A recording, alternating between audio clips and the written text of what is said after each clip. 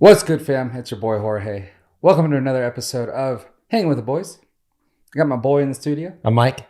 Back. Took a week off. Yeah? I had to let my throat heal. You hear it's a little scratchy? Uh-huh.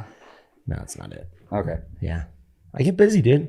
I know. Someone else got to work. I know.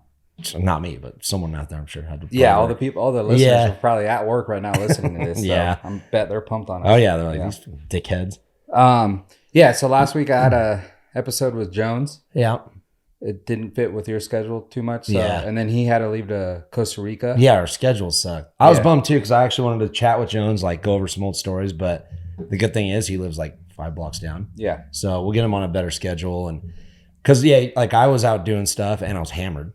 And you're like, hey, can you do it? I'm like, oh, man. And then he had to leave Thursday. Yeah. I'm like, oh, dude, it just didn't work. But how do you do? It was good. Good talking? Yeah, it was a good talk. And actually, yeah, it worked out good because I think, I asked probably more questions than just like hanging out, Right. than just hanging with the boys. So Yeah, this next time, I think we could just all chill and just do our thing. That's what I'm saying. Like, it'd be fun. Me and Jones have some stories that go way back. You know, yeah. I'm not just going to be like, hey, dude, how you been? Yeah. It's like, dude, let's talk about Australia, all kinds of stuff that we did. We traveled the world together. So he's a good guest. Yeah. I think we do it again. Yeah. Yeah. Cool. It was a good episode. People were pumped on it. Yeah. Other than that, what's up? What's new? Dude, not a whole lot. It's weird. Because like right now, I think is the calm before the storm. Like I kind of had a busy Christmas, New Year's, Tulsa. And then I've kind of been like laying low.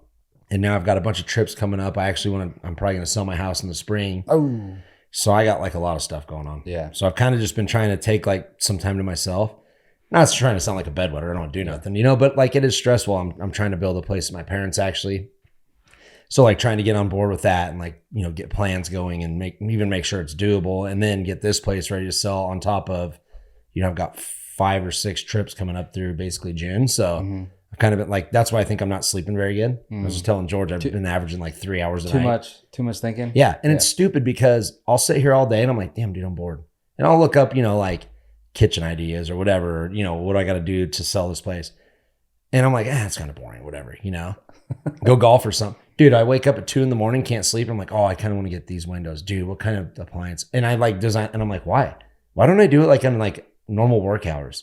But I want to solve everything in the middle of the night. So sleep like shit, dude. I was just telling you, that's why I drink so much. Yeah. Head hits the pillow, dude, out.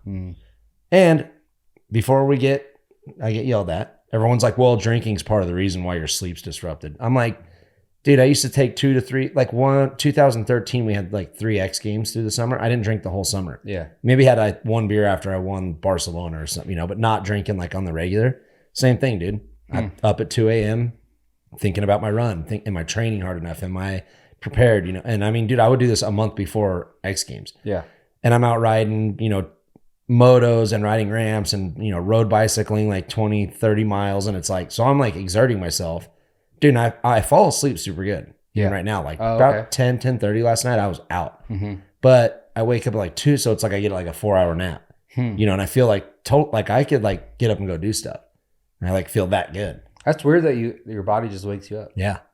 Then I get a better program. I started reading stuff and they're all, it could lead to it could be like high cortisol. And I'm like, okay, well, how do I fix that? And they have like, you can't find it. So I don't know.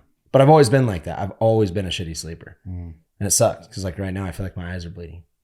Because I messed up and I got on my phone from like 3 to like 6. Because I usually try to stay off it, and but I mean, I drive myself nuts. So I was on my phone from like 3 to 6 and then I doze back off to like 7:15. I'm tired. Yeah. Damn it. Happens. Dude, nothing a little Europe's can't fix though. Let's be real here. Dude, 2 more weeks and I'm pounding one. Yeah. So we got fan questions today, or listener questions. Okay. Do we want to start with that, or do we want to end with it? We'll end with it. Okay. Yeah. Make the people suffer through all our BS that we're going to talk about. I got something to talk about. Yeah. But real quick, I'm glad that you brought up the house thing. So Oh. I've been meaning to ask you if you are doing that. So this spring, you're planning on selling this place. Yeah. And yes. So the only thing I'm waiting on is I got to get with Lash, our buddy Kenny Lash, and he's going to help me because I think as far as because it's just going to be like a little 800 square foot, like 2-story, like so 4 and 4, But my parents have like a shop, their house, fence line. So it's like, we got to go out there and make sure it all works first. Yeah, obviously if it doesn't work, I'll probably just put a little money into this place and stay here another handful of years. But it's a beautiful property and my dog or my mom has 2 of the same dogs I've got. So she loves it out there. She's got a bunch, they always go on, like they live off a dirt road. So they just walk up and down the dirt road all day. And it's going to end up going to me at some point, later down the road. So it's like, I kind of want to get out there and kind of get it cleaned up with my pops. And, and I've done good on this house too. Obviously if I wasn't doing well on this house, I would probably reconsider and just ride it out. But kind of want to like strike while the iron's hot. So say, it doesn't work out. What are you going to do to this place? Just build a shop to this place? Yeah, I don't know. I've got some options. Because I don't really, it's weird. Like I want like a garage, but I want it to be like a game room. So like that's kind of what I want to do at my parents' house. Well, we know no dirt bikes are going in there. Yeah. Like I kept freaking 2 of them, dude. From rideable ones. Well, that's why when you said shop, I'm like, hell no, dude. There ain't gonna be none of that in there. But I'll get some plans going because, like I said, I'm doing well in this house. So worst case, I could just pop out a little equity on it. Yeah. And, the backyard needs a lot of work, so I've been trying to map out if I stay here like a barbecue courtyard into like this kind of bonus room, and landscape all in between it, and kind of like make it all private, like a privacy area. And put my bikes in there, and like all my medals just sit in my gun safe. Yeah. I've got a bunch of like cool posters and stuff for my career that just are collecting dust out in the garage. I've got athletes jerseys. I've got all this stuff, dude. And it's like I want a cool, because I don't want it in my house. Yeah. Right. Like this room here is about the most you're gonna get out of like any kind of that kind of stuff. So, but I've never been like, I don't want to have 2 dirt bikes sitting in my living room. Yeah. So when everyone comes over, I'm like, yeah, dude, those are mine. So but like to have a spot where we can go out back, barbecue, have a TV in there, watch games, golf, and have like a little like party, like a bar room, like that's different. Like that's a little museum, like a sports bar room with like some of my stuff, some of the stuff I've collected. Yeah. So first things first, check out my parents' house. If it doesn't work, I'll probably do that. Yeah. Well, good luck with that. I need it. I had my house on the market and we picked the wrong time, I guess. We always talk about it, right. But interest rates were through the roof. Yeah. People weren't really trying to buy houses at the time. So during the holiday season, we took it off the market. So we'll be putting it back up probably March. Yeah, that's what I was, March, April. Yeah. Once people start getting motivated again. I'm not really sure how the market is right now. Yeah. But I'm sure it'll probably get a little bit better, hopefully, and people start buying up properties. But that was a bummer that we couldn't sell our house. And then there was no one. Yeah. There's just people not wanting to buy. I know. And it sucks. Like, I don't know if you're like me, but like when you make your mind up, you're like, you want to do it. Yeah. Like me and my parents started talking about this because I was going out there like, after golf, they live close to the golf course. So like me and my dad would do men's club and then go out there and barbecue and like have some of the dudes over, and me and my mom would hang out on the porch. Cause like I said, it's just all forest and ranch, it's a bitchin' view. So just sit out there, have beers, the dogs are playing. And like, we just somehow started talking about it. And like, my mom's like, you should just build a little like spot back there. Cause this house is only 1,200 square feet. So 800 is really, I'm not losing a lot of it if I lived by myself, you know? So we started like kind of talking about it. And then like in October, we're like, dude, we should do it. And like ever since then, I'm like, dude, I'm selling this place. Like it's like my mind's made up. So it's like, I want to do it and I'm like getting antsy, but. Dude, I was already looking at houses. Oh, I know. Like everything. We put a bid on a house. Yeah. That had like a shop in the back. And I'm like, all right, that's going to be a podcast. Yeah. And it was close to here too. Wasn't it? It was like down the street kind of. Yeah. And then it was contingent on our house selling, but the people were like, nah, because they saw it too. Like they're like, we don't want to miss out on, there's like barely any buyers out right now. Yeah. And we don't want to miss out on an offer because you guys, and then your house doesn't sell, which our house didn't sell. So, but I think it's still on the market, that house. Oh, it is. So it's like people are struggling. Yeah. Well, it's just hard. Like, being retired, I sit around and read a lot, and which is weird because when I was writing, like I was so busy, and, I've heard Jones talk about this too. It's like, all you want to do is ride. Like, you're stressed out with your career, you're stressed out with riding, stressed out about getting hurt, where your next show is going to be. Are you re-signing with a sponsor? So the last thing you want to do is learn about business. Yeah. Like I invested, right? That's one thing. Like I invested in some condos and this and that, but it's like, now that I look back on it, like all the stuff I'm learning now, it's like, I wish I would have, on a 13-hour flight to Europe, it's like, why am I not reading something about real estate and stuff, cause now I'm starting to learn all this stuff. And, like last year, this place is worth, right? Let's say like mid fives. And last year's interest rates, like my payment right now is $700 because I paid $130 for it, right? Yeah. But what was it, like 6 years ago or something? The payment would have been like $1,800 or $2,000 or something. And now it's like almost $4,000. Dude, that's a big deal for, working families. Mm-hmm. Oh yeah. Like almost double the house payment, and I was just rough numbers right there. I don't want someone fact checking me and be like, no, it's actually this. It's like, I'm just, saying what it is. It's like, so how the hell do you buy a $500,000 house, but your payment's $4,000 a month? Mm-hmm. You know what I mean? And a lot of the houses that you're buying around here, like, are fixer uppers. Like, they need some work, like houses in the ranchos are going for like mid 3s, high 4s, but they need like work. Yeah. Like, because the houses that are already like nice and ready, they're like high 7s and 8s. Yeah. Million. So like this house, because this was my childhood home, and my dad didn't do a whole lot to it. Like, it was pretty beat up when I got, but I told him to leave it that way because I wanted to come in and remodel it. Yeah. I didn't want them spending like $20,000 on a kitchen or something and then I'd tear it out, So when I bought this house, I bought this thing 10 years ago now.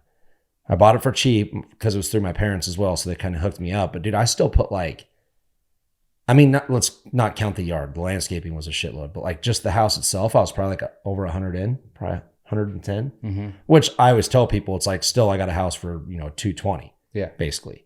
But it's like, picture if I paid 500 for this house and had to put another 600, and then, it's worth 700. I make 100 off it, but it's like, dude, it's for just, even with my budget now, there's no way I could do it. Yeah. I can't go buy a fixer upper for $300,000-400,000 and then put 100 into it. Maybe when I was riding, but it's insane. So hopefully, they say every election year in the spring, rates drop, everything goes up. So, and we live in a good area. So I think if they get the rates controlled, like, it'll sell. Yeah. Both of us, like, because hopefully. we're in a high demand area. Like, we got a lot of people like Bay Area, LA coming over.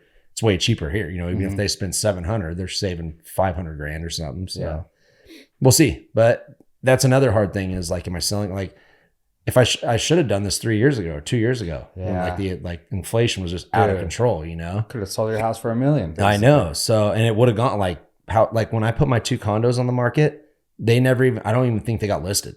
I think once people found out, like, from the Bay Area, because they were like trust accounts at bottom, dude, they were paying, like, one of them went like 20,000 over what we were going to ask. I was like, Jesus. Like, dude, it was just like hotcakes, out of here. So that was a great time right there. Yeah. So that's why I did it. Like, obviously you want to hold on to rentals as long as you can, but I was like, what I paid for them and what I could make off them cash buyer, like, no hassle. I was like, got to do it, What I did learn about that time and everything, just like in the last 3-4 years now, is that, like, be prepared. Yeah. Because if you're not prepared and you're just kind of being slow, lazy about things, we missed the opportunity. Yeah. Because we could have sold back then. Yeah. And it's like, we didn't. Yeah. It's like, I know. But it's hard too, because up until like a year ago, like, I love this place. I'm like, yeah, it's cool. It's like my childhood home. Like I said, a lot of memories in here. And my parents' house is kind of scary. Because they're in between 2 ranches. To explain this for my viewers, Yellowstone. Like, obviously. Yeah. It's like Yellowstone. They got like a little over an acre in there. Dude, it's like, there's bears in their yard and there's like coyotes at night and stuff. Yeah. It's kind of creepy out there. And up until like literally, and it's down a dirt road, and I always like my truck clean. So I'm like, dude, if I ever get a new truck, it's going to suck. Pine trees, sap, pine cones hitting them. But when me and my mom started talking, I'm like, well, if I had my own place out here, because their house is kind of older, I'm like, that could be pretty sick. And then once I started thinking about it, I'm like, oh, they don't want to live out there. Yeah. It's weird how like your brain changes. Because, dude, 10 years ago, there's no way. Yeah. Like, if my parents gave that property to me, I probably would have like just tore the house down. They have a pretty nice shop. I probably would have just like redid the shop and like kept some stuff out there and just had the property. Yeah. But now I'm like, damn, it's kind of cool out there. And they are starting to build like nicer homes out there. So it's kind of getting more like amenities, because they didn't have internet for a while. And like, it's pretty gnarly. So it's weird how like you kind of grow up, I guess. Like, now I appreciate the property. Like, I'm fortunate that, like, same probably with you, like with your mom's property. It's like, we're lucky that our parents have something like that, and like, and not even monetary. Like, it's not money. It's just more like, that's a sick piece of property. Yeah. Like, most people live in a townhouse or an apartment or something. It's like, dude, I get this acre out in the forest with like nothing around. I'm like, it's pretty cool. Yeah. It's sick. Yeah. Dude, speaking of buying stuff, I went and bought a 1995 Ford Ranger last night. Why? Because I wanted a beat up truck. Oh. I got the 84 Toyota. I don't drive it at all. I need to. Yeah. Yeah. I've been looking for like a beater, but like, we're talking about prices and everything, dude. Everything's so pricey. And I just happened to see this truck that just went on sale, like on Facebook Market. And I hit up the lady and stuff. So like, the only thing wrong with it is like the 4-wheel doesn't work. And I'm like, I don't really care about that. Yeah. If I'll get not your mate. Yeah. So bought it cash, yesterday. It was cheap. So Is it manual? No. Damn it. But so part of it is too because I want to part-time leave it at my mom's house. Yeah. Because, she has a nice plot of land. Yeah. And she's always outside gardening and taking out branches and stuff like that. So like a lot of times she'll like pay someone to come out and pick all that up. Yeah. So now she could just bed. Yeah, throw it in the truck and go to the dump. And she also doesn't like do the trash. Yeah. Like people, so she'll gotta go to the dump. Yeah. Puts it in her Jeep, and it's like, no. Yeah. So that was kind of the reason that's too. cool. She doesn't know how to drive a manual. So yeah. So it's been a struggle trying to find something that just popped up. So I was like, yeah, dude, it's in pretty good shape. What color is it? Like just like my old Toyota, like red. Looks just cool. like it. Bitchin'. Yeah. I know, dude. It was funny because my dad got his new car a long time ago. And so the 84 Toyota was dude, I went to Anaheim 1 in that thing. Damn. Like, yeah, it was like my first supercross. And I remember getting made fun of it. And I was one of the only dudes out of our group that made the night show. So like, here's this 84 Toyota, me and little Travie Ham sitting in it in like this empty, like privateer parking lot. I'm like, yeah, bitches, what's up? Yeah. But, so my dad still had it and it's manual, it's bitching, it's beat up, but I love driving it. He's like, you want your truck back? I'm like, hell yeah, dude. I'm like, I'm going to drive this thing everywhere. But now I'm like in such a routine with my truck. Like I don't even think about it. I just start my Tundra, get in it. Go. Like Ellie gets in, like mud all over her paws, dude, hammers that thing. I'm like, that's why I wanted the 84. Dude, I saw one last night because I was showing my wife the difference because I was like, that was a good price. Like, and I was like, look at the stuff I actually go through like every day looking. And I was showing her and she's like, holy shit, But dude, there was one just like yours, but it was gold, restored completely, 25 G's. Yeah. I'm a holy. Yeah, dude. I get it. Yeah. It's like completely restored and everything, but it's still like a 1980 Toyota. Yeah. Dude, if you find one that even looks like mine, like hammered body, hammered interior, dude, they're like still $5,000. Yeah. Those things, because everyone wants, I guess, I was talking to a dude in Gardnerville and they're like super into like that rock crawling, or, kind of 4-wheel, and those like body style in that truck's super good for it. So there's like a high, like in Arizona and shit, there's like a high demand for them, I guess. Shit. So sell it. No, dude. Then go get a Ford Ranger like mine. No, I need to get a new truck, dude. Yeah, and that. Tundra's getting old. Yeah. 165,000 miles. Yeah. Dude, I mean, and they're just like, we talk about this all the time, but I love my old Tundra. Yeah. Right? I love the body style, just like everything about it, but like they were just so clunky. They just like took forever to catch up to speed, doing the new trucks. I know. And I heard the new Tundras are going to be like, because right now it's a twin turbo. It's just going to be a single turbo. Dude, that's another thing we were talking about buying and selling, how our minds get made up, is like, because I said when I bought my truck, I was probably a couple years from retire, or knew like my career was coming to an end. So I'm like, let's get a new truck so it lasts me forever, Yeah. Dude, I still love the color of it, the look of it, everything. And then I got into your new Tundra like not too long ago, and like the interior is all like way nice and updated. And now that's all I can think about. I'm all, dude, I need a new truck. Dude. Not when I sell this place. Yeah. Yeah. So spring, you'll get a new home and truck. Yeah, but then like I said, it sucks because then I'm going down a dirt road covered in sap, freaking pine cone. Dude, it's fine. I'm gonna get like a cover for it every night. No, get the plastic shit they put on it now. The plastic cover shit. Like clear cut? Yeah. Yeah, probably need to do something like that. You'd be good. Yeah. New Tundra?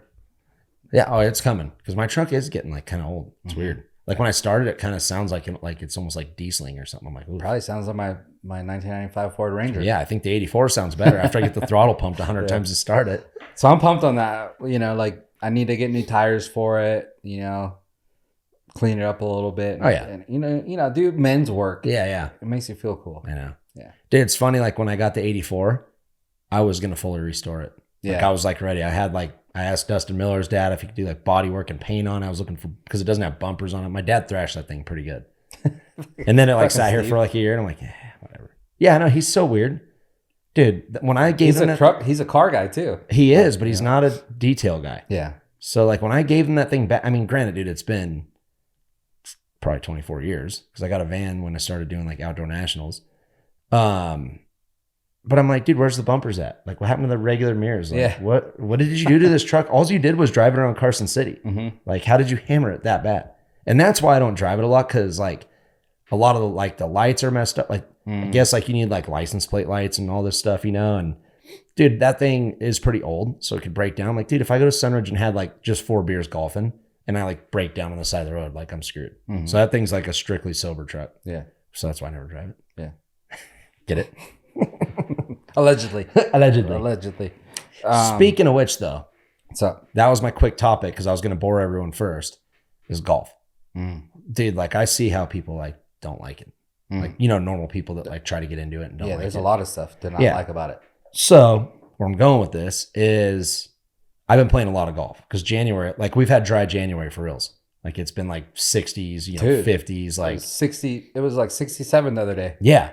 Awesome. So we've been playing a ton of golf, and as far as like Sunridge goes, I've been like mid to high 70s a lot, maybe 80, So, and then even like other courses kind of getting like low 80s, which that's all I wanted to do. Start to be good kind of everywhere.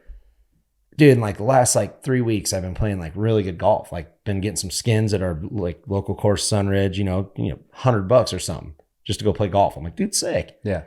So Saturday we do skins and I'm hitting the ball super good. And I messed up because I have like the cardinal rule for me is on skins days, don't keep a score. Because you're going for shit. You're trying to get birdies because it's birdie or better. Yeah. So I'll go for a par 4 or something and spray it out of bounds, But me and my dad started with birdies. We birdied the first hole. So I'm like, well, I feel like my swing's pretty good. I'll just keep score. Dude, and like 3 holes in, I grenade, like just mess a hole up. And my dad puts the score down. And then, dude, like we keep scoring. Because like I'm still going skins mentality, but I'm not playing good, So I shoot a 90 and I'm like, damn it. But in my head, I'm like, that's all right. Like swing felt good. I was hitting the ball well. I was just going for stuff I shouldn't have gone for. And then we go out. So that was Saturday. We go out Monday and I was a little hungover from the weekend, but still felt all right. And I start with 3 pars in a row and then just completely grenade hole 13. Got a 10 on it, dude. Damn. Yeah. On an easy par 5. Like I topped my ball into the driver into the shit, which I haven't done in forever. It's pretty hard to top a driver. Damn, club face is that big and you're hitting that way on it. So I completely missed it basically. And then just could not hit the ball all the way down. And I shanked one. Dude, I'm like, what the hell? So I get to the next hole and it's like I've never golfed. Like just one bad hole. And I'm like, oh my God, dude. Kind of figured out, part of the last couple holes, got a birdie, but still shot like a 45 again. I'm like, Jesus, dude. And then we get on the front 9 and I top 2 balls into like the bushes and feel like I still have the shanks. Like when I'm over the ball, I'm like, what in the hell am I doing? Like, I don't know where to take the club back. I don't know tempo, nothing. And then I kind of got it back at the end, but I shot like a 43 for like almost a 90 again. And I'm like, how in the hell does that happen? How can I play like 3 months of good golf and then just like in 2 days, like all of a sudden it's like I've never played. So I can't imagine like if I had to like start over, like some people trying to get into the game. Dude, it's funny that you say that because I went to the driving range not too long ago. And I don't play as much as you, obviously, but so it might be different. But I have noticed that. So I'll go out there and just hit. Yeah. Oh, yeah, that's pretty good.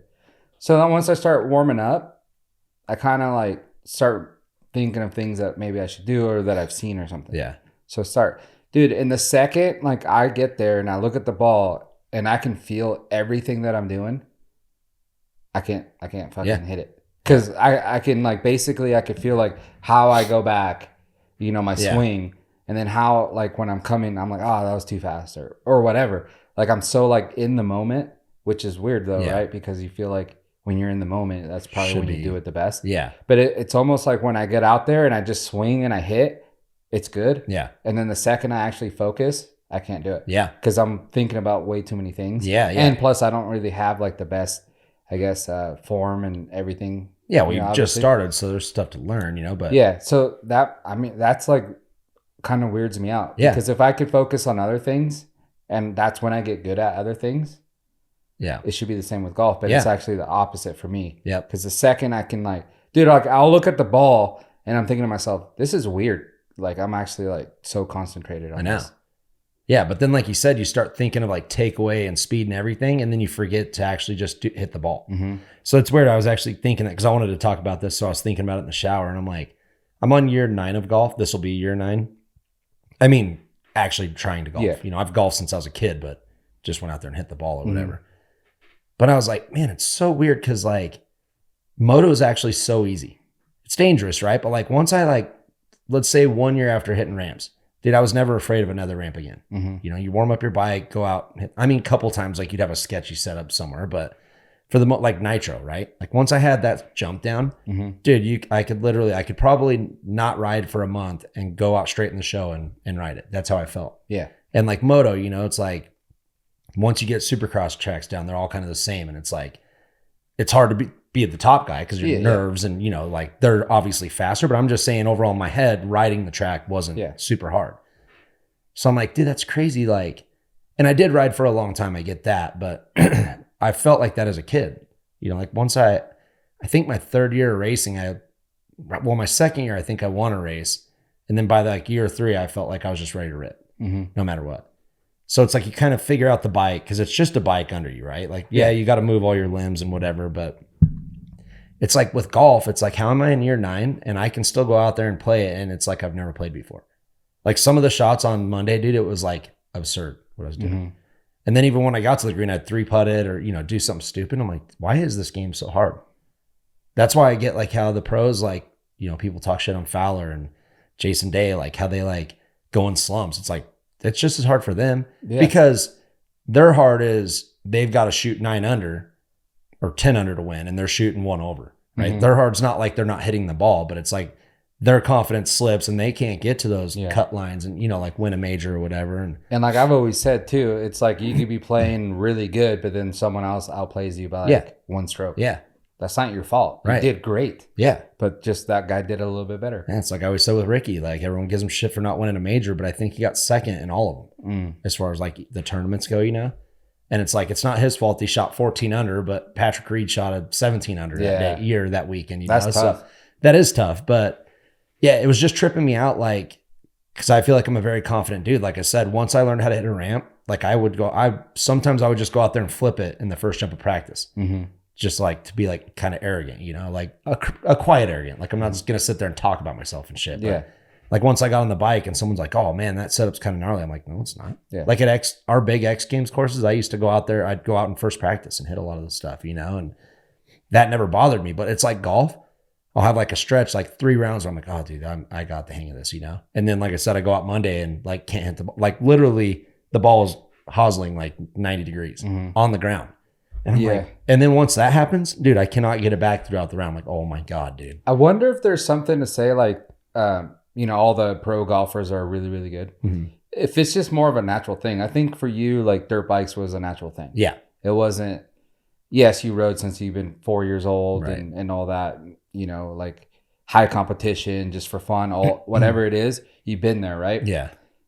But I think that was just a natural thing for you. Yeah. Because there's other people that I've seen get on dirt bikes that like, you know, ride bicycles or whatever, and they'll crash the dirt bike in 2 seconds. Yeah. It's like, dude, the dirt bike's not that hard. Yeah, you know, for sure. It's just they don't have that natural instinct on a dirt bike. And then, you know, certain people don't have that natural instinct on how to like run or catch a ball. You know, stuff like that. So I think there's just like a natural talent that people have, and maybe golfers just have that natural ability to just pick up that game. Like Tiger. Yeah. Like the dude was like scratch golfer before he was a teenager or something, you know, like, he was meant to have like a golf club in his hand, you know, and like, you know me, like I'm not the dude, like I have not been like grinding it out my whole golf career. Yeah. Like I don't go to the range ever. I just golf because I want to keep it fun. Because I actually talked to my short par 4 buddy. And he was like trying to be on tour when he was younger, you know, went to college and stuff. And he just was like, dude, when you have to start grinding for 7-8 hours a day, golfing every day, he's like, it's not fun no more. And I'm like, see, I don't want that. Like I golf to enjoy time with my friends. But then there's that fine line where I do want to be good. Yeah. So I try and play a lot during the week, but it's like, you know, like Bubs always says, I'm hitting, let's say I shoot a 75.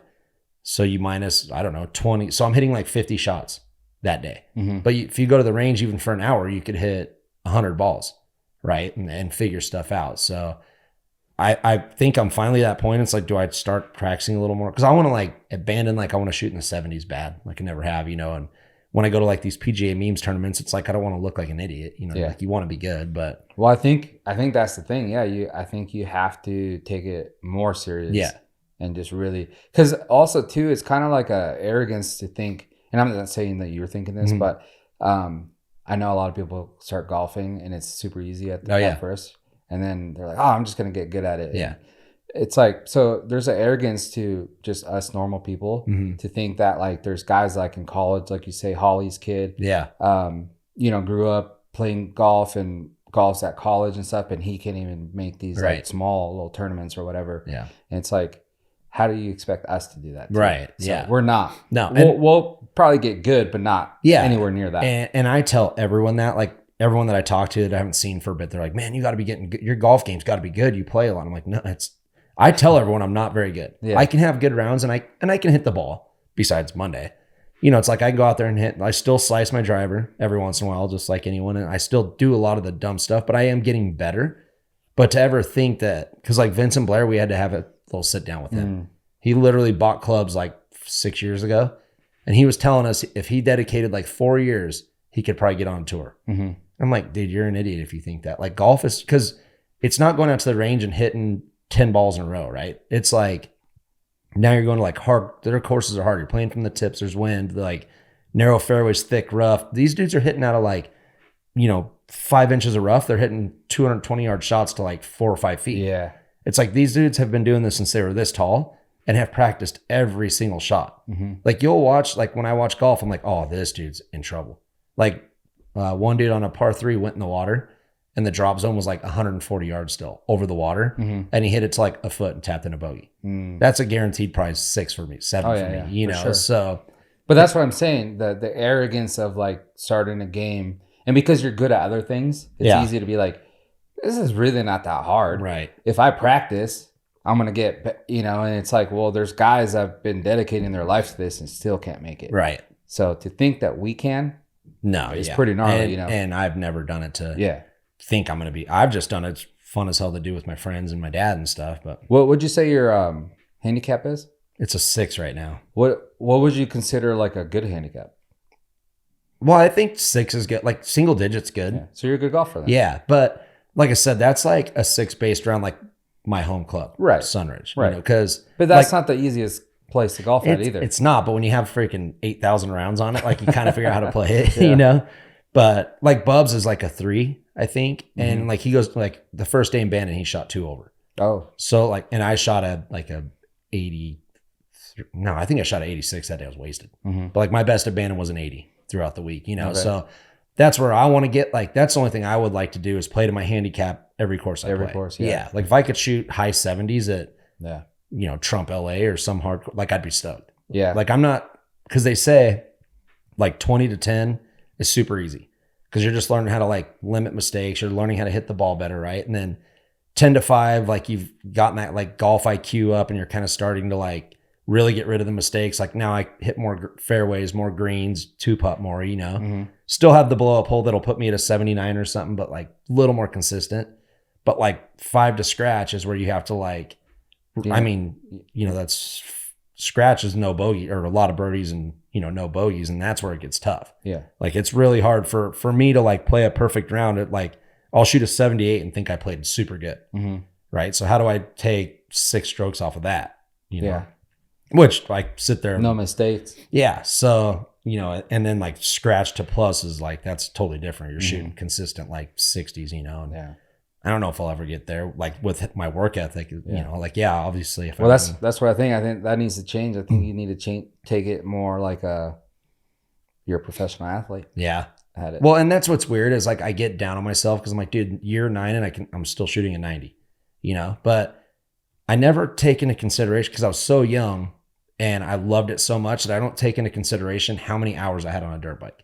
Like, I mean, dude, we were at the Johnson Lane sand pits every day after school for years, you know, like, and when I was out, like even at 11, 12 years old, like I've said on the pod before, it's like I used to look at McGrath in a motocross action and I'd see his positioning and like what he was doing and like in a turn, you know, the picture of him. And I'm like, ooh, I would sit out at the sand pits and like I would find a turn that I thought looked like that motocross action picture and I would do it over and over. Yeah. You know, and now that's the only thing that kind of sucks about getting older is like you kind of lose like that learning brain. Like even with guitar, right? It's like I got to a certain spot on guitar and it's still fun to pick up and like jam around a little bit, but it's not something that I want to sit here all day every day and like watch James Hetfield and be like, oh, you kind of get bored. Yeah. But if you were in a band, right, you'd be practicing every day shredding. Yeah. Like when we did main event stuff, because I was nervous and I was terrible on stage. I'll be the first to admit, but I played main event, our whole set list. I played it every single day, every day for months, just to make sure at least I could play the song. Now rocking out on stage like Vince does, like I couldn't do that. I was like,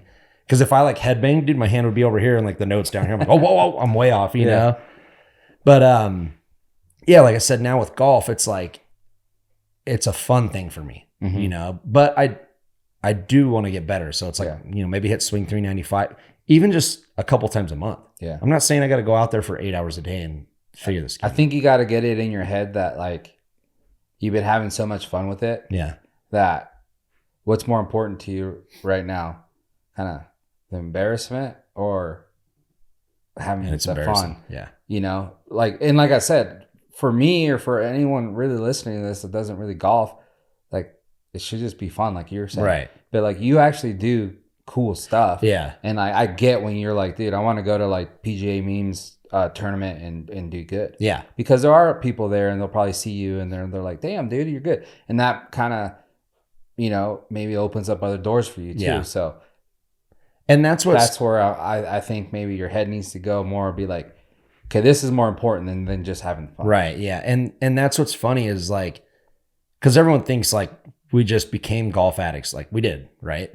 But where you're going with that is perfect because me and Bubs, the only reason why we took it so serious is because we got into like a road to recovery tournament. And you'd go out there and like you can barely hit the ball. Yeah. And you're paired up with, you know, maybe me, my dad, and like 2 randoms.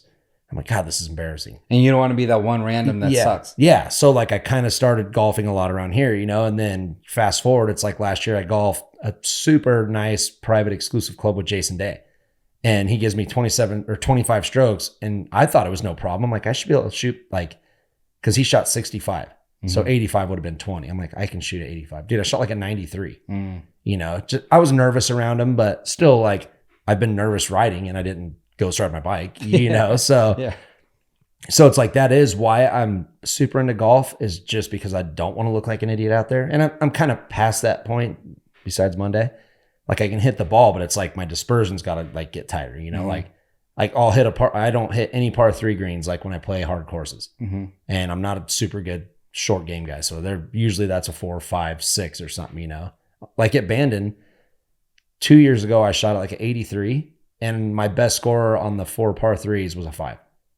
But they were hard. It's windy. I was hitting like 4 or 5 irons into the par 3s. Yeah. But that's no excuse. Like I should be better than that, you know? So like I was 8 over at least. I probably think it was like 9 over on just the par 3s themselves. You know, so there's my 70s round right there. If I could have just parred a couple of those, you know? So I definitely got to tighten things up. And this year kind of feels different. Like we talked about New Year's resolutions and stuff, and I've felt like a little more motivated.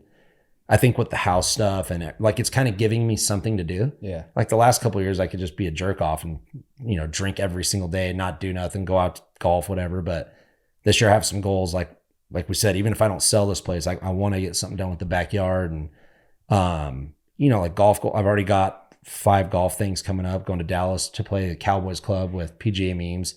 So it's like there's kind of some stuff that I want to do now. So we got swing 395. It's supposed to be snowy next week. So yeah, I want to start doing that a little more. Not to mention if you do go golf with the hot influencer babes. Oh my God, yeah. You don't want to suck.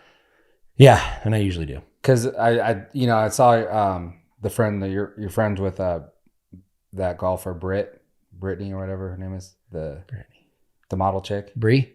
Yeah. And she was just golfing with the Nelk boys. Yeah, I saw that. Yeah. So Kyle and that Salim dude, and I think they beat him. I don't know who that girl that was with her. She's probably good. Like a collegiate golfer. Yeah. So, but Salim is one of those guys too. Kind of like what you said with Vince, like picked up golf and he just probably Ben Baller. Yeah, he thinks he's going to be like the best thing. It's like, okay. Yeah. So I think they played and, you know, and maybe the girls don't say nothing, but like in their mind, they're like, dude, you kind of suck. You know what I mean? Yeah. So you don't want to be that guy either. Yeah, because Hannah's like straight up like in college for golf right now. And Bree, like she's super serious about it. And yeah, and that's back to what we were saying too, is like, you know, with being with PGA memes and, you know, meeting day and stuff, it's like, I don't ever know what's going to come up. Like what if I end up golfing with those dudes? It's like, I want to at least like, because I still have that small ego in my brain, you know, because actually when I did like Stone Cold's podcast, he tried to golf like the first year he moved up here.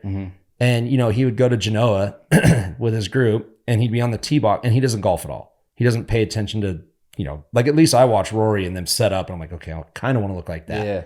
Like he doesn't do none of that.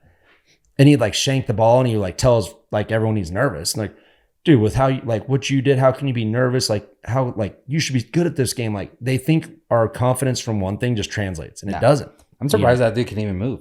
I know. Yeah. He's big, dude. Yeah. But yeah, so it's like sometimes I do feel like when I do like a celebrity or not a charity tournament or something, you know, like everyone thinks that you backflipped a dirt bike, you should just be able to get on the tee box and like that's no problem. Dude, I'm shaking. Like every time I tee off in front of Jason, like I have the shakes. Yeah. And I actually hit my best drive of the day because I think I black out. I'm so nervous. But, you know, it's like that confidence does not translate over. Right. I would feel more confident right now buying a bike and going and riding ramps with Jones after 5 years off than I would after 9 years of golf. Prove it. I'm not doing it. I could see your face. I'm not doing it. Yeah, that's what I always say. I just want to be able to like, I don't even care if I shoot in the hundreds. Yeah. But I don't want to like just shank it and slow down the process of the game, especially depending on like who we're playing with. Yeah. Right? So if it's you and some dudes are like pretty good and stuff like that, and I'm blessed to be invited. Yes. I don't want to be that dude that just like, you know, because I will be the guy that will just be like, nah, let me just pick it up. Yeah. Because I don't want to slow the game down. Yeah, you just feel pressure. Yeah. So I want to be at least like, yeah, maybe I'll shoot high. Yeah. But like at least I'm shooting things straight and get there. Yeah. You know? You can keep up like pace of play. Yeah. And that's like my thing too. Like my ego, like I don't want to be that guy either. Right. So, yeah. And that's a lot of the reason why I shoot shitty with Jason and them is because it's so hard to play with them because they're right down the middle of the fairway. And then on a par 5 or something, they're 20 feet from the pin, you know, and I'm slicing it here and, or when I miss a par 3 and like, they're just sitting there on the green and I'm like trying to chip and chili dip. Dude, I just like, I kind of like go blank. Yeah. It's like, I don't have that like confident routine yet, like reset, calm down. Like I always feel like they're waiting on me because like I'll mess up a lot and I have to look for my ball and they're fairway green and they're standing there and I'm like, oh dude, I hate this. Yeah. So that's where my score gets really bad, like under pressure situations. Yeah, for sure. I'm not there yet 9 years later. Dude. It sucks. Under pressure situation. I went riding the other day. Oh my God. In my spot, right? So I call it my spot because usually I go there and there's no one there. So I pulled up and there's this kid, like a desert racer, and he's kind of where I park. And then I kind of watched him and I was like, all right, well, I don't really know where he is riding. So I'm going to park kind of where his truck is, which is not where I park. Yeah. Right? It's up like on this hill and shit. So, you know, park, get everything ready, go ride. And I go check out his line. So I'm not like, we're not crashing into each other. Right. So I look at his line, it's cool or whatever. It's a little bit wet still. Then I pull off and go to my truck and he was at his truck. Dude, so I go around my truck and I go like right up on a little piece of sagebrush, right? Fucking put my foot down to turn. No ground? Fucking no terra firma, no ground, no nothing, dude. Oh no. Dude just tipped it over right in front of him. Oh no, I hate that, dude. Kid just like looked at me, he's like, yeah. I'm all, dude, it was so embarrassing. Yeah. And like I said, it's not my normal spot. So I'm just like, you know, and us short kings. Yeah. You know, yeah. It happens. Yeah. So dude tipped it over right in front of him. Haunts me. Oh yeah. I hate that, dude. Hate when something makes you like sweaty when you rethink about it. You're like, damn, why did that have to? That would never happen if you're out there by yourself. Yeah. It's because you had a spectator. Yeah, exactly. It would never happen. And then also it wouldn't happen if I just parked like on level ground. Right. Like where I usually park, but the dude was already there. So I'm like, you know. You gotta do it. Yeah, you gotta make a little pit entrance here. Yeah. That stinks, dude. Dude, that sucks. At least you didn't hurt yourself though. No, yeah. I've seen people get hurt doing that. But that's what I'm saying. Those people should not be on dirt bikes. Yeah. Yeah. It's unbelievable the things that people do. Just all you can think about is I rode for 33 years. You know how much dumb shit I did all the time. But you're not vertically challenged. No. So you're but I just do something stupid. Like one time where was I? Maybe Prairie City or something. A bunch of us went out there to ride, practice. And I think this was kind of before the pits were gravelly and they like watered it. Dude, I come in the pits, dude. I'm like looking at the boys, dude, and dude, just tuck the front end. Because it was like cat shit, dude. And I just washed it in the pits. I just did 30 minutes fine on a gnarly track and I washed out in the pits. Yeah. Pretty sure I broke my front brake lever too. That sucks. Yeah, so it happens for sure. All right, let's get into some questions. Okay. Hit me. Let's see here. Well, your old mechanic, he wanted to know, why does Mase have more sponsors now than when he rode dirt bikes? I don't know. I don't think I did. Is that Cliffy? Yeah. Oh, dude, no way. I had so many sponsors riding. Not really, but I only got 2 right now. 3. It's pretty good. It's pretty good. I mean, said it before. Like, I'm pretty damn fortunate that people even like pay attention to me anymore. Yeah. I don't ride. I don't do nothing. But I don't know. Golf. Well, no, dude. I had good sponsors when I rode. I mean, dude, I was getting free shoes, cell phones, tattoos. Now I got. Damn, you got free cell phones? Yeah, remember that Amp Mobile company came out for like 2 years? Yeah. Yeah, had to deal with them for a bit. I thought it was so sick, dude. I got like 2 phones off them. I'm like, yeah, dude, like who really says they get free cell phones? Yeah, so that's like an NBA player. Yeah, dude, I felt like it too. If you found out your spouse had a sex change before you met, what would you do? Move. Not tell anyone about it and get the hell out of Dodge. Yeah. Wait, so like I met her and she was already a tranny? Yeah, but you didn't know till like after. I guess. Oof. I mean, I would go congratulate the doctor because if it fooled me. Yeah, I don't know. Be like, dude, you do great work. Yeah. No, but yeah, I mean, if that was, you got to go. Mm-hmm. Like, I prefer just a regular female. Yeah. Or just hang out with my dog. But not even like going in that realm right there. Mm-hmm. Just like the fact that like there was no communication or trust to like even mention it at first. Yeah, it should be something. So it was like a lie, the whole relationship, right? Yeah. So yeah, you got to go. Maybe fist fight in the Red Lobster parking lot. Dude. Get the dude from Happy Gilmore. Yeah. Hey, jackass. What does your morning routine look like? It's already old man. Depending on what time golf is, like I like to get up, have my coffee, as I say. I'm weird. Like out of bed, shower every morning. Have to. It like wakes me up, even if I shower before I went to bed or something. So, wake up, shower, coffee, go through my phone, look at my. I do a lot of Instagramming, but it's not like just the scroll. It's like food and politics, and golf, obviously. What I kind of gathered from like the questions that these people sent, the people that sent them seem like real motivated like individuals. And I'm not. So I feel like that's kind of what they're looking for. Yeah. Because you'll see the other questions I got too. Yeah. So yeah, we're gonna let you guys down quite a bit on this, but it unfortunately for me it's like get up. Well, I got kids, so I get up in the morning. Actually, I go make their lunches for school if they're having a cold lunch. Sometimes they do hot lunch, and then I get them up, make sure they're ready and stuff like that, and then depending, I'll make my wife lunch too. Yeah, what a gentleman. Yeah, I feed my dog right away too. Yeah, but yeah, like I don't know, like not to go too off the freaking charts with this thing, but I always wonder if it's like my career like wore me out. Right. Just like the stress, like we were talking earlier, like the stress of everything. It's a dangerous sport. I went really hard for, 30 years. So it's like, it's kind of nice, like waking up and I'm just like, I just like, dude, like my shoulders are so light now. Cause like before it was like, get up at like 7, brekkie, load my bike up, drive to Miller's, ride for 2 hours, come back, wash my bike, and like every time, dude, I'm pretty sure even like the last ramp session I rode, it's like every time you're driving out there, it's like you have a pit in your stomach. Yeah. Like it's just natural, I mean, I don't know if Jones has that or, like some of those dudes, but I always had it. Cause like it's a gnarly thing, dude. Like even warming up with double grab. Like I've crashed and broke my collarbone on a double grab. Well, I think it's like a competition thing. Like competitors are like that. Yeah.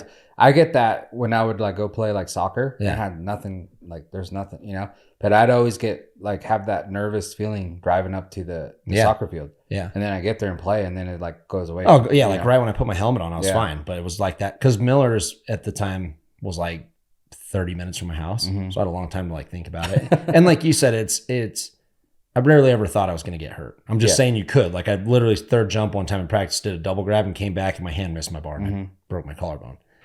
But when I wouldn't have never rode if I thought that, but it's like X Games is coming up or there's a big dude tour or LG. So it's like every time I'm out there, I'm practicing with a purpose and like, you just had that like, so I don't miss that really. Yeah. I will say, so I did get like those inflatable cold bath things, right? So if anyone has any tips, I mean, obviously mine's like at 50 degrees. We got to bump those numbers down, dude. I know, but like, I don't want to be buying ice. I do make like these big ice block and I throw it in there, but it doesn't really bring it down too much or whatever. But I did hear a guy say like 50 degrees and you know, whatever, it's good. 3-4 minutes in there. There's not going to be a difference between 50 degrees and if you're doing it at like 30 degrees, like most people with like a bunch of ice in it, you're still going to get the same thing. Just like do it. Right. Yeah. So that was my thing. And unfortunately, like one of the first things too I do is like go on my phone. Yeah. So like with the ice bath, I was like, okay, I can't touch my phone till after I do the bath. But then, so I did that for like 2 days. And then I was like, it's like real hard for me to go in that early. Yeah. So it's I got to move up, go do stuff. Maybe an hour after like waking up. Yeah. Then I'll go do it. Yeah. So then, but I'm on my phone then. So that was kind of like a thing I told myself to do, but I already ruined it. I know. Me too. Because I'm like, I can't go in like 2 seconds after waking up. Right. Well, dude, the thing is too, is like, even in the summer, because my house is older, dude, like my bedroom's cold in the morning. Mm-hmm. So like, I love like ripping a hot shower. Dude, the last thing I want to do is go hop in a freaking ice cold tub. You know, like I wouldn't even take a cold shower, dude. So like when I get up, dude, it's out of my sheets and right into the shower. Oh, so you do a hot shower? Hot. Oh, okay. So loosens me up. Yeah. Starts to free my lungs up. I'm ready to rip. Okay. Yeah. How did you meet your spouse or significant other? I found her online. They were selling English Springer Spaniels out in Fresno, and I just like the way they were doing it. So I went and picked her up, and we've been together ever since. Saw her profile online. Saw her profile, her little cute picture. She was sitting on a log, and been almost 3 years now. It's like my second longest relationship ever. Nice. Yeah. I met mine in college. Mm-hmm. I remember. Yeah, I was there. Tell the story, dude. Well, that's basically it. She walked into my English class, I think it was. And it's funny though, because like she was so bummed out because it was like stupid English. Mm-hmm. So like for whatever reason, like she had to like take that one. Yeah, she for like credit or something. Pretty smart and stuff. Yeah. So she was bummed out like, I got to take the dumb English. Yeah. When I shouldn't be in that class. I should be in like the normal English class or whatever. Right. I was in there. Yeah. Walked in and I was like, yep, got to have her. Yeah. And that was. Should have just went over and started making out with her. Nah, we got to break it. Yeah, it probably wouldn't have worked out like that. But yeah, that was basically how it worked. Cool. So, top 3 guests you want to have on the pod. Ooh.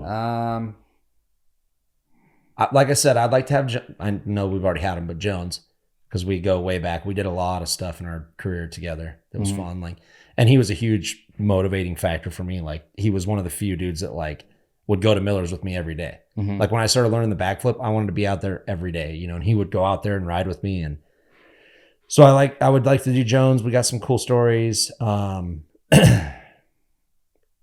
be cool to have like Jason Day on. He's got some, cause like talking to him, is he like loose? Oh yeah. I've never, obviously, I just seen him golf. Yeah. So I don't know what his personality is. He's one of us. Okay. He's one of the boys. Yeah. He's got to have 2 different personalities. Right. You can't like act like me out on PGA Tour, but like just even talking with Jason, like, cause he was saying how gnarly like what I did was. And I'm like, yeah, but I played like the course that he won his major on.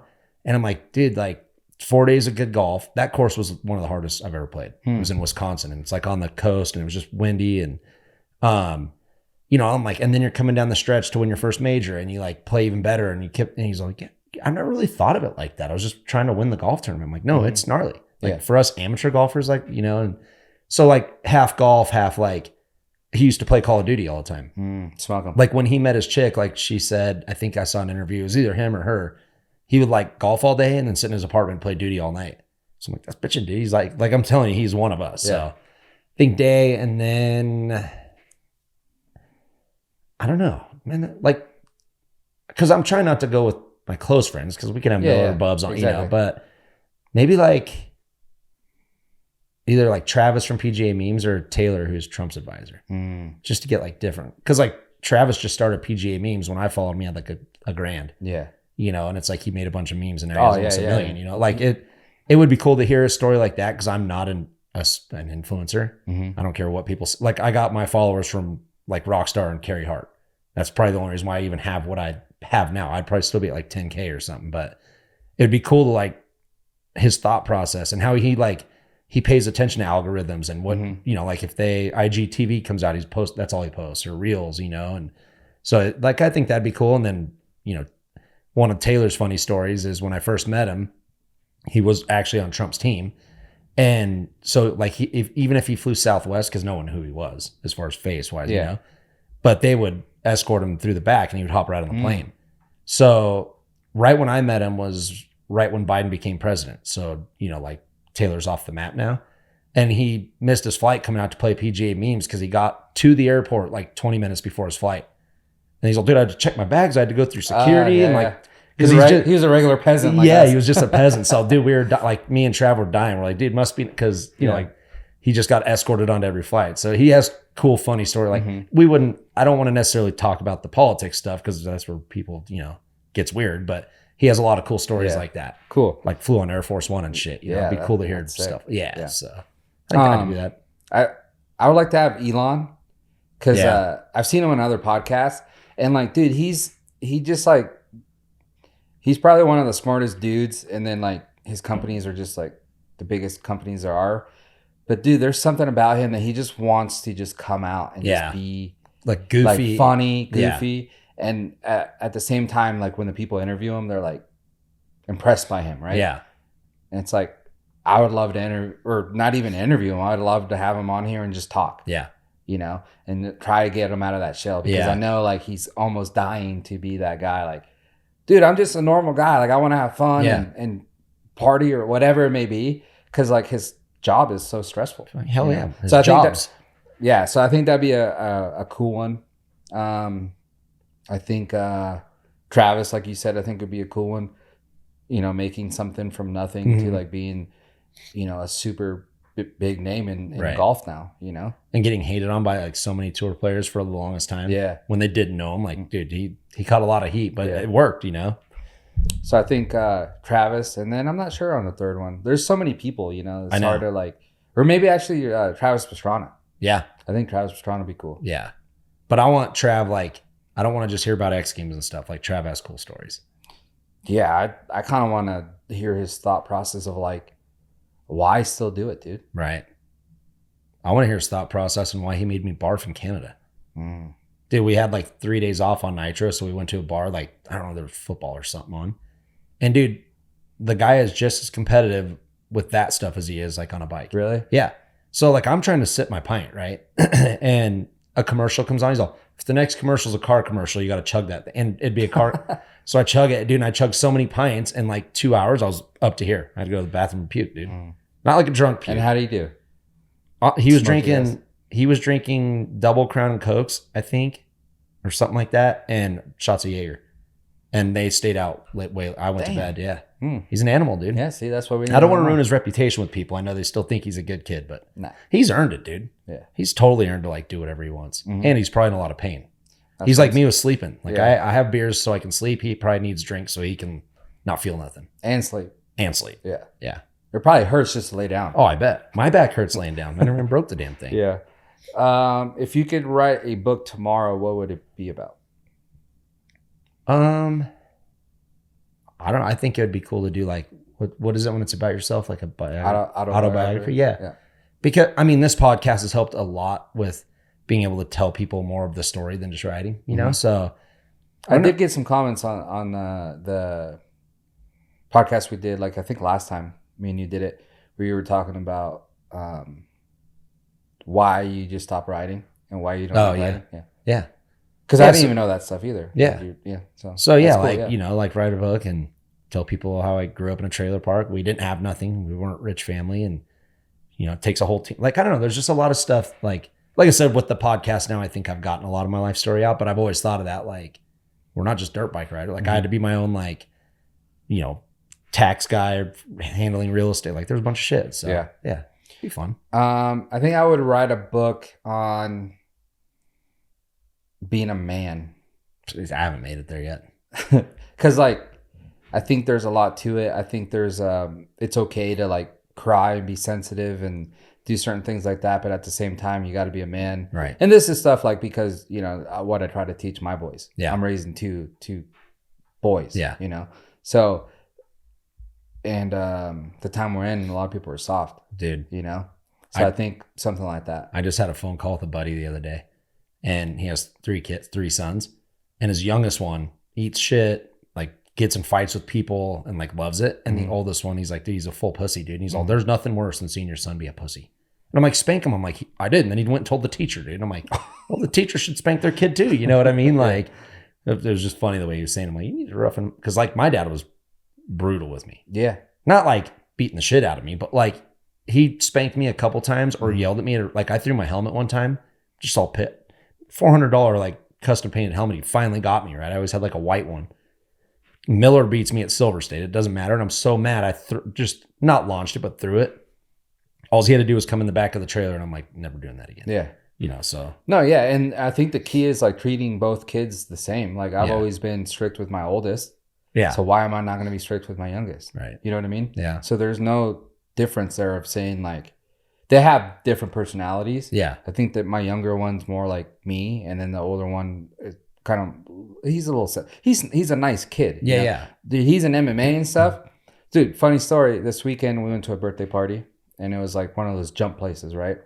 And I was just walking around with him. The older one was his buddies and stuff like that. So I was with the little one.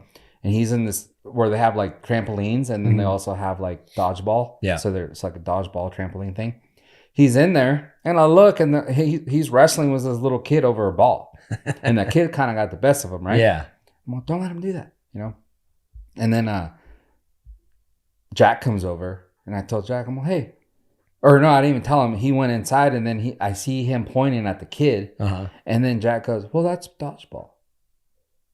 And I'm thinking like, so then later I was messing with him. Well, dude, you let your brother get his ass kicked. Where were you? He said, what happened?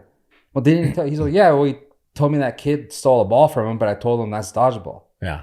Well, yeah, they were wrestling and you were nowhere to be found to protect your brother. And then also, it's not dodgeball. If your brother's telling you, hey, that kid's picking on me. Yeah. Dude, go do something. Yeah, I'll handle his dad because I saw the dad. Yeah. I'm like, I got him. Yeah. You know? But it was like stuff like that. Like my kid is just too nice. Yeah. You know? But, you know, he's in MMA and he like kicks ass and stuff. And it's like, I think that's part of why he's nice. He doesn't want to hurt no one. Right. And I'm like, that's how I was with Moto. Kind of have to sometimes. Yeah. You know, but, you know, my point being is that, you have to treat all your kids the same. Right. You know? Yeah. And then they'll all kind of have the same mentality, even though they have different personalities. Right. Yeah. Solid point. Let's see what else we got. What's your favorite meal? Oh, dude, tacos. Tacos? Well, like Mexican food. I've made Mexican food and I've had like brekkie burrito and then tacos throughout the day. Like, no problem. So Mexican. Well, yeah, that's like your favorite food. Yeah. Yeah. Well, my favorite meal would be like just like regular, like hard shell tacos. I would say I can vary on the meats. I like all of them. Yeah. I probably would go with maybe like Chinese fried rice. Ooh, that's pretty good too. Yeah. Yeah. That's in my top 5. Yeah. Italian would probably be second. Really? Love a good pasta, dude. You think I got this body by eating lean? Let's get into this real quick. Okay. Though. How is it that like, you know, and I mentioned this before to you, like you go to a restaurant and all the Mexican food here is like, it's all like the same variation of something. Yeah. So it's like this is the same as this, but it's just a kind of different tortilla or whatever maybe. Yeah, yeah. But same with like Italian food. It's all like pasta, just with different sauces or different types of pasta. So it's like the same shit. Yeah, everything is the same. Even like Asian style foods, like chicken fried rice, pork fried rice. The chow main's got chicken in it. Yeah. You got pieces of chicken. You know, like it's all food's the same. Well, yeah, but like rice and noodles is different. But then when I'm saying like a flauta, they're like, oh, we got chicken taquitos, but then a flauta is a little bit. I know. And it's like the same almost. Mexican, the chimichanga and a flauta is like the same thing. Yeah. But that's why it's so good though. You can get all kinds of variety with it. Yeah. So yeah, I like Chinese food is probably like my favorite food. Yeah, it's pretty good. We need more Chinese food places in Gardnerville. We need more everything in Gardnerville. Besides Mexican food. We've already went over that. Yeah. Every time something opens up. We're getting Mexican. A Firehouse up. Are we? Mm-hmm. I don't like that place. And then we're getting the big chicken, the Shack, the one they opened one in Carson. It's like a chicken place. Better be good. It'll close down quick. So good. Really? Yeah. Oh, I like iced tea. Dude, their iced tea so good. Last question. What advice would you give a smart, driven college student about to enter the workforce? I mean, I don't have a lot of like experience in the workforce, but I think the one reason why my career was, because like I've always said, my tricks were not the reason why I stayed in freestyle motocross. Let's be real. But you got to show up on time. You got to be dependable. You know, like I went about like my last 2 years of Nitro, I was flying to the events like a month before the events just for PR. 4 a.m. on the East Coast, you know, doing radio and stuff. So that's how I kept my spot. And a lot of people like are like, oh, you know, like got fired from my job or this and that. It's like, dude, it's not hard to keep a job if you're dependable, you're on time, and sometimes you go above and beyond. Yeah. Right. So you're accessible. Yeah. Your boss knows like, hey, we need something done. Call Mike. Yeah. Yeah. Like even when I got a little job after I retired, I just pulled golf carts out of at Genoa, you know, pulled them out, got the driving range set up. And then one day like a sprinkler broke on the practice screen and I found like a squeegee because I was bored. I'm standing there, you know, went and got the practice screen all cleaned up and like the head pro comes out. He's like, dude, nice. Like gives you credit. And I'm not like, people can say you're kissing ass. You're not, dude. You're doing what you're getting paid. You're on the clock. Yeah. So why not be out there and do it, you know? And but I think the on time and the dependability is you'll be successful. It's not rocket science to become successful in this world. And the people that become successful, they're not lazy bedwetting whiners. You know what I mean? They're out there grinding the whole time. And it's the same thing as with my career is what a lot of people don't see is somebody starting at a company at 20 years old, like you with your cleaning business, right? Like if it ever got huge and like you end up selling it, no one saw you for 15 years being there every single night, cleaning this office and doing a good job to where the people are pumped, telling someone else, you know, or same with corporate businesses. Like you start down below, you're running errands, you're getting Starbucks for the boss and his company, you know? Yeah. It starts there. And then all of a sudden you're like under him. And then like you're his like right-hand man, then you take it over, you know, you never know. So I think hard work and, you know, like you want to go to Trav's tournaments, PGA memes, like I'm helping him with the gift bags. Like I'm not just there to golf and be degenerate. It's like, if you let me know if you need me. So that would be my advice. It's like I said, it's not hard. It's just a lot of people are kind of lazy these days. Mine will go towards that too. I think my main two like advice would be just know that nothing's owed to you. Right. Which also goes into like nothing beats hard work. Yeah. So if you already go in knowing that nothing's owed to you, only because you went to this cool college or whatever, you got this degree, that doesn't mean nothing. Yeah. You know, you still got to put in the work. And then, like I think a lot of people are usually, you know, this person got that. Like, why can I? And it's like, well, fucking work. Yeah. You know? Yeah. Like that's what you need to do. And people are just like, think they're just owed things, you know, for whatever reason, just entitled to shit. And it's like, that's not how it works. Yeah. Nothing will ever beat hard work. Hard work. You go and put in the work. Yeah. Whatever it may be. Yeah. Dude, this guy right here rode a dirt bike for a living. You could say like, oh, lucky son of a bitch. Yeah. But you put in the work. Yeah. So it doesn't matter that your job was cool or whatever. Yeah. You still had to put in that work. Yeah. Like I hate when people use the word lucky. Like it bugs me with like I don't say, damn, dude, like John Rahm's so lucky he got on Live and made 600 million. It's like, no, that dude probably from 4 years old. And like I've said it before on the podcast, dude, you miss out on family time, friends time, school events. Like prom was like an afterthought for me. Never even went to dances because we were gone on the weekends and shit. So yeah, there's a lot to it. But I always try and think of it as the regular workforce too. Like you, like my mom. Dude, she started working at a community college like 30 years ago. And she was just working like in an office, just helping with, you know, admissions and records, like filing papers, like probably boring stuff. And now she's the head of IT. She doesn't know anything about like actual like viruses and stuff with computers, but she has a crew under her. Yeah. And she manages them. And she's like one of the highest people at her college now. Yeah. And then like say like a little shit comes in, IT kid, and be like, fuck, Phil doesn't know shit. Like I could run this department. Yeah. There's always that person. Yeah. I could do. You could, but the thing is she's put in the work to be at in that place, and she's telling you what to do. Yeah. And you got to do what you need to do. And that's just how it is. You know, like hard work. I can't stress that enough. Like people just don't understand that. Like even Elon, he works way harder than all of us, and he's like the richest man in the world. Yeah. You know, his time at work, like he probably has zero time to do normal things. He could sell everything off and be totally fine for the rest of his life, but he has that work ethic, you know, and with where this is going too is like definitely try and find something that you want to learn about. Yeah. right? You're going to start at the bottom no matter what. So find something you like that you could see yourself doing, because you don't want to bounce jobs around, because then you're always starting over. Mm-hmm. Even if your resume gets bigger, you go from this company to this company, and now they're like, you're starting here no matter what. Mm-hmm. Maybe your pay is a little bit better, but it's like, man, if you can find something, like one of my buddies, I wouldn't say it's like the ideal job, but he drives prisoners around. Like he drives the bus, he works in the office, like a bunch of stuff. And he's a couple years older than me, and he's about to retire because right out of school, he got in there and just stuck with this business. And now he'll be mid 40s and retired. You know what I mean? Yeah, and he has quite a bit of a good life still to right. Whatever. Yeah, he still has his time and stuff. So find something like hard work, especially these days, I think is going to take you above and beyond. Because there's people can't find work. Like, my buddy's landscaping business, dude. He has his crew, and he's like stoked. You said people can't find workers? Workers. Okay, I thought you said work. No, there's work. No, I did say work. I meant they can't find employers. Like every company you talk to, like they're stressed. So it's like if you get into one of these companies and like you bust your ass, like you give them a good 5 years, dude, you're sitting pretty. Yeah, is the way I would look at it. Yeah, they're gonna take care of you. Yeah, but yeah, that's a thing too. Like, so no, I mean, obviously you're going to college or you're about to graduate. Cool, congratulations. But I think some people, back to like you're so lucky, have real expectations. Yeah, nothing's owed to you. Like, I'm not gonna be like, oh fuck, dude, I wish I LeBron James, like we're the same age and he's killing it. Yeah, dude. I can't be LeBron James. I couldn't even like make it in the NBA or the high school football or basketball team. Yeah.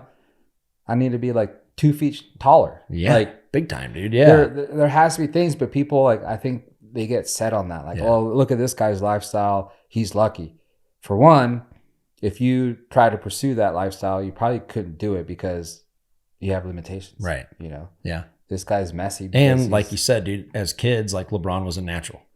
Like a lot of those, not just LeBron, like pretty much 90% of the NBA probably was really good by the time they were like 12 years old. And then they put in the work to be a LeBron James, to be a Michael Jordan. They put in that work. But yeah, I think a lot of people go in being like, oh, dude, I wish I could ride a dirt bike for a living. Yeah. Why don't you? Because it's a lot harder than it fucking you think. Right. Yeah. It takes a lot of dedication. Yeah. And so there's a lot of, I think I see that a lot. Like a lot of people do that. Why can't I do this? Yeah. Like poor me. Like this whole society is like poor me. Yeah. Nowadays. Even nowadays, it's even worse. And it's more of like the social media thing. Oh, social media has ruined a lot of shit. Yeah. It's like, oh, Mr. Beast, like, why him? It could be me. Yeah. It's like they post one reel. Yeah. And it was 2020. Yeah. And it's like that, these guys like Travis from PGA Memes, those guys are posting daily multiple times. I don't know if he is anymore, but he did the work to get to where he's at, right? So these kids are like, oh, that could be me. Why can't that be me? And that guy's so lucky. It's like, wow, I see you posted 2 reels on Instagram. Yeah. 5 years ago and you didn't separate. You're not even separating. Like that's when people are like, why don't you do like a cooking page? Like what's going to separate me from the 800,000 Instagram pages of barbecue out there? Hey, but I will say, like, I would still respect a kid that's stealing basically everyone's idea. Like they look at Kendrick's page and they do everything he does, but not as good.